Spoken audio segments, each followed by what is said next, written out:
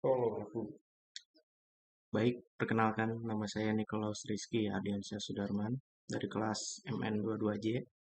Di sini saya akan menerangkan mengenai manajemen risiko yang ada di sesi 2. Yang pertama ada pendahuluan. Manajemen risiko adalah bagian penting dari perencanaan bisnis dan juga memiliki kegunaan dalam pengambilan keputusan individu.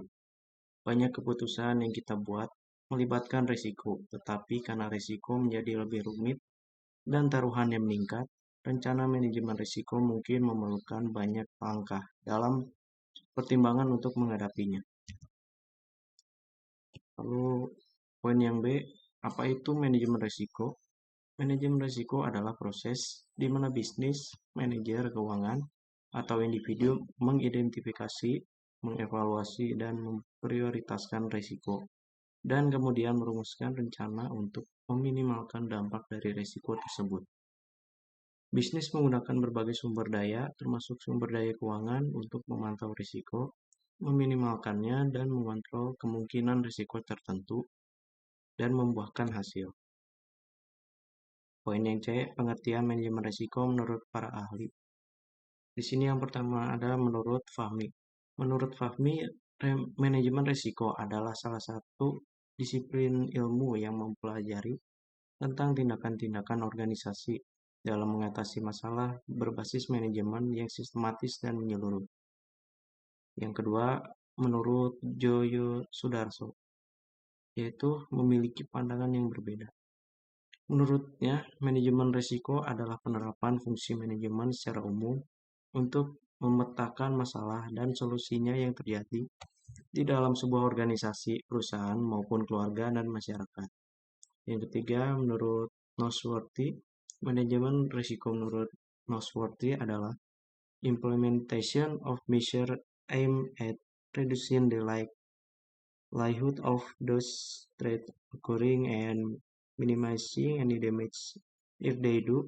Risk analysis and risk control from the basis of risk management, where risk control is the application of suitable controls to gain a balance between security, usability, and cost. Yang keempat, menurut Darmawi, manajemen risiko adalah suatu usaha untuk mengetahui, menganalisis, serta mengendalikan risiko dalam setiap kegiatan perusahaan dengan tujuan untuk memperoleh efektivitas dan efisiensi yang lebih tinggi. Yang kelima, menurut Tampu Bulon, manajemen risiko adalah satu proses yang dilakukan untuk mengakomodasi segala kemungkinan buruk dari sebuah transaksi bisnis. Yang keenam, menurut Bramantio, berpendapat bahwa manajemen risiko adalah proses terstruktur dan sistematis dalam mengidentifikasi, mengukur, memetakan, dan mengembangkan alternatif penanganan risiko. Lanjut ke poin D, mengapa manajemen risiko itu penting? Dalam berbisnis dan untuk kepada investor, manajemen risiko memungkinkan mereka untuk mempersiapkan hal-hal yang tidak terduga sambil menghindari kerusakan maksimum pada keuntungan, investasi, dan reputasi mereka. Dengan strategi manajemen yang baik, perusahaan dapat bertahan dalam bisnis, menentukan tujuannya, dan mewujudkan peluang yang lebih besar. Investor mungkin dapat mempertahankan pengembalian positif setelah mitigasi risiko berhasil. Dan yang lebih penting lagi, manajemen risiko ini juga memiliki implikasi yang baik bagi masyarakat luas.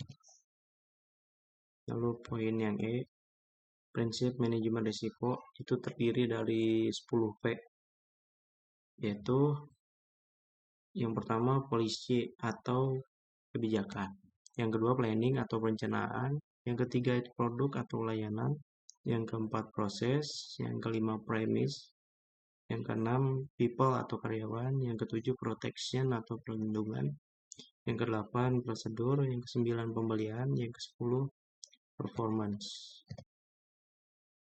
Lalu di sini ada strategi dalam manajemen risiko. Yang pertama, penghindaran risiko merupakan cara yang paling sederhana bagi organisasi atau individu untuk mengelola risiko adalah dengan menghindarinya sama sekali. Meskipun terjadinya beberapa risiko tidak dapat dihindari, beberapa risiko hanya datang dengan pilihan yang dibuat oleh organisasi dan individu. Yang kedua, pengurangan risiko. Pengurangan risiko ini juga disebut sebagai mitigasi risiko. Pengurangan risiko melibatkan penemuan cara untuk mengurangi dampak risiko, terutama ketika risiko tersebut tidak dapat dihindari. Yang ketiga ada retensi risiko, yang disebut juga sebagai penerimaan risiko. Retensi risiko ini terjadi ketika organisasi dan individu menentukan bahwa mereka dapat menerima tingkat risiko tertentu. Yang keempat, pembagian risiko. Ketika risiko dibagikan, risiko itu didistribusikan di antara beberapa entitas yang terhubung ke proyek atau kepentingan.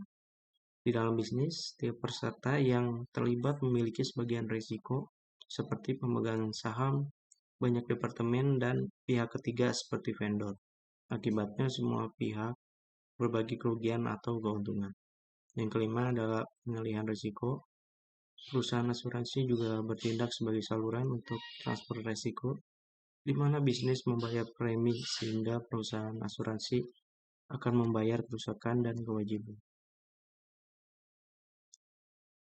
Lalu poin selanjutnya adalah tahap dalam melakukan manajemen risiko.